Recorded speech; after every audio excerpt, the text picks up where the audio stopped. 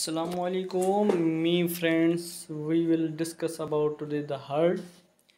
आइए तो थोड़ा जाने हार्ट को। हार्ट क्या चीज़ है, ये हमारे ह्यूमन बॉडी में कैसे फंक्शन प्रोवाइड करती है।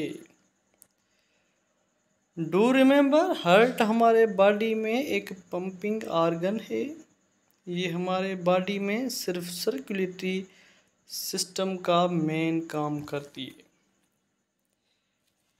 ये जो हार्ट है हमारी ह्यूमन बॉडी की, ये हमारे ह्यूमन बॉडी की इतनी साइज़ होती है, यानी कि इसका जो वेट कहा जाता है 300 ग्राम्स कहा जाता है, और इसके 4 चेम्बर्स होते हैं।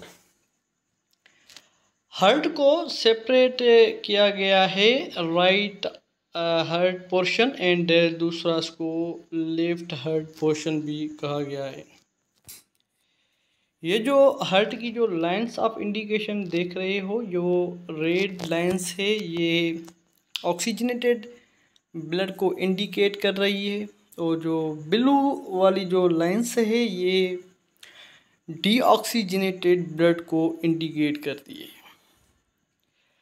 Says the Guyton chapter number 9, मतलब हार्ट के जो मसल्स के जो टाइप होते हैं वो 3 टाइप्स होते हैं, 3 किस्म के टाइप्स होते हैं। सबसे पहले arterial muscles, ventral muscles and excitatory and, और जो तीसरा टाइप्स का जो मसल्स होते हैं उसको हम एक्साइटेटरी कार्डिटेटिव फाइबर भी कहते हैं। डू रिमेम्बर, जो ऊपर वाला पोर्शन है उसको हम एट्रियल सैनेटम कहते हैं, और दूसरा जो नीचे वाला पोर्शन है उसको वेंट्रियल सैनेप्टिन कहते हैं। आपके जहन में ये बात ज़रूर आती होगी कि आर्ट्रियम और वेंट्रियम ये एक ही मसल्स हैं, और ये बाकायदे इसकी कंडक्शन या इसकी जो सेल्स हैं आपस में मिले हुए हैं। ये आप बिल्कुल गलत सोच रहे हैं, क्योंकि जब आर्ट्रियम और वेंट्रियम एक दूसरे से मिलते हैं ये दोनों सेपरेट होते हैं।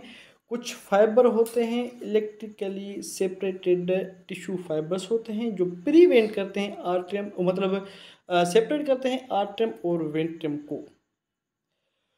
तो आप सोच रहे होंगे, अगर ये आर्ट्रियम और वेंट्रियम दोनों एक दूसरे से सेपरेट हैं तो ये इम्पल्स जो आती है, जो एक इम्पल्स जनरेट होती है, ये आर्ट्रियम और वेंट्रियम से कैसे जाती है।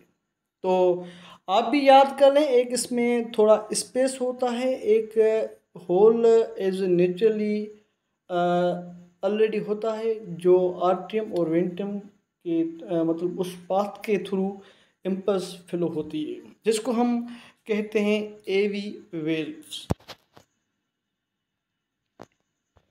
तो अगर ये बात कर ली आर्ट्रियम और वेंट्रियम के मतलब कंडक्शन, यानी कि एक इंसुलेटरी मतलब एक फाइबर होता है, वो हमें कैसे पता चले कि वो उसकी स्ट्रक्चर क्या है और ये कैसे मतलब प्रिवेंट करता है इम्पल्स को। आइए तो देखें कुछ दूसरा डायग्राम, उसमें हमें क्लियर हो जाएगा।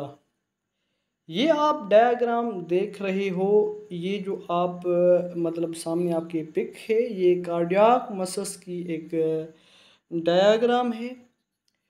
ये कार्डियाक मसल्स यानी कि जो आप रेड लाइंस देख रहे हो, मैंने यहाँ पे कहा ये एक सेपरेट करता है आर्ट्रियम और वेंट्रियम को, यानी कि प्रिवेंट करता है। ये एक मतलब इंसुलेटरी लेयर है जो प्रिवेंट करता है, क्योंकि आगे चलकर हम ज़रूर डिस्कस करेंगे जब इम्पल्स जनरेट होती है तो हमें आर्ट्रियम वेंट्रियम के कॉन्ट्रैक्शन के लिए कुछ टाइम चाहिए होता है।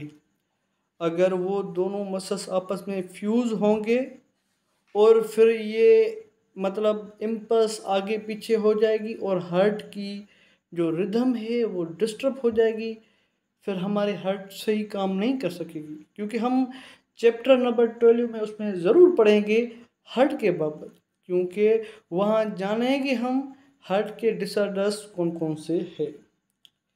तो आप ये जो पिंकिश लाइंस देख रहे हो, ये एक इंसुलेटरी लेयर है जो एक मतलब आर्टियम और वेंट्रम जैसे को मतलब उसको थोड़ा सेपरेट करता है, और इसका काफ़ी दूसरा काम भी होता है क्योंकि ये इम्पल्स को दूसरे मसल्स तक जाने नहीं देता। इसमें ज़रूर कुछ होल्स होते हैं बाय नेचरली, जैसे मैंने कहा एवी वेल्स वगैरह, ज़रूर इसमें होल्स हुए, इसमें शायद नहीं दिखाया गया, बल्कि इसमें थोड़े होल्स ज़रूर होते हैं ताकि वो इम्पल्स ट्रांसफ़र हो सके।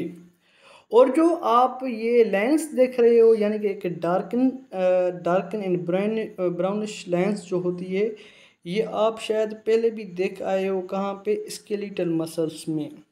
इसको हम स्ट्रेटिंग यानी कि स्ट्रेटिंग ब्रिजेस भी कहते हैं, और इसको मतलब क्या कहें, और को इसको बेंड्स भी कहते हैं यानी कि डार्कन एंड ब्राउनिश।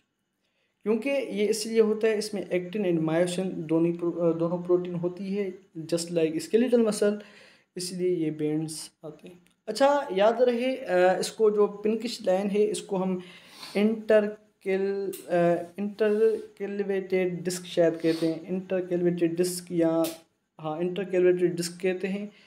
मतलब यही है इसका, यानी कि प्रिवेंट ऑफ द इम्पल्स, मतलब रोकती है।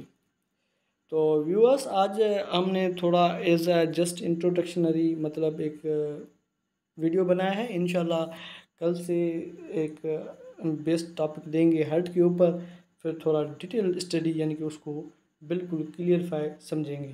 तो बंडल ऑफ थैंक्स।